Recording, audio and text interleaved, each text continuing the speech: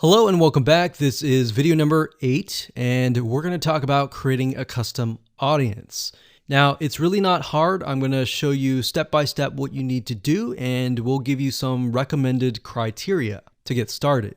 So like I said, most of you are going to use the website traffic custom audience. So I went ahead and just clicked on that one, and you're going to see this here. Now, Facebook might change the user interface, but the majority of the time it's pretty much the same. So it says include people who meet any of the following criteria.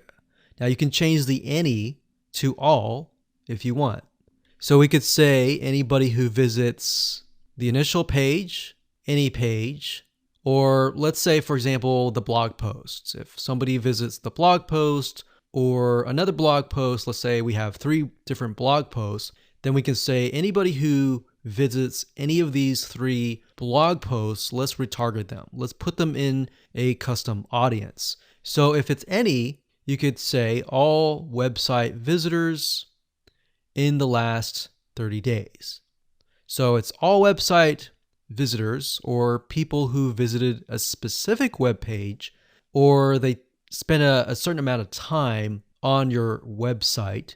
And this is really good to have just in case somebody visits really quickly and then leaves. You're most likely not going to want to create a custom audience to somebody who comes to your website and within 5 seconds leaves. You would rather create a custom audience of people who perhaps came, spent about 10 minutes or more, and then you could create a custom audience on that, because that usually means that they are interested in what you have to offer. So you could do that. You could do, specific events like page view, general event, view content, or purchase. Now, if it's a specific web page, then you're going to want to enter the full URL. Or what you could do is you could say anybody who visits a specific web page that has the keyword blog in it or paint, something like a keyword. Now, what I would recommend is to enter the full URL right here. So you could have one here, you could include more like so. So you could click that and include more and more and more.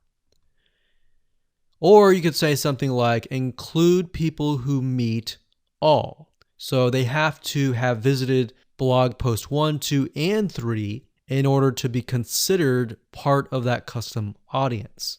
Now, what we found over the years is the more specific, the better. If you can get a custom audience for a very specific page, then when you create a retargeting ad, you will be able to talk to them very specifically. It becomes a problem when you become too general and the Facebook ad is too general and it doesn't really meet the specific needs of that visitor, if that makes sense. Now, another question that you might have is, well, out of the 30 days, do I want to do 30 days, meaning anyone who visits the specific page in the past 30 days is going to be inside of this custom audience? Now, the maximum time is 180 days, so you could do 180 days. But I am going to warn you because the majority of people who come to your page are not going to remember you past 7 days. So, keeping that in mind, you may want to stick with 30 days or less. And if you think about, if you go to a web page, a lot of times you're not even going to remember it even 30 days down the road, unless it's a review page for a product that they are interested in or a product that they might be going to buy. So it really depends on the specific page that they have visited.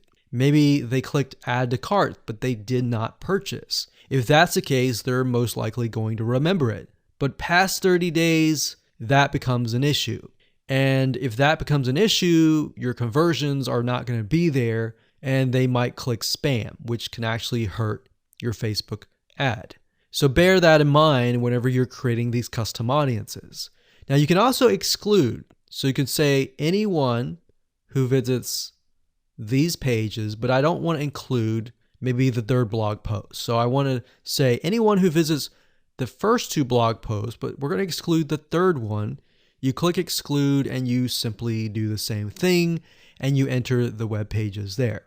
So when you're done and you're ready, simply click on audience name, enter the name of the audience. Now, one thing to keep in mind is when you name the audience, name it something that you are going to remember and use a naming convention that you are going to remember.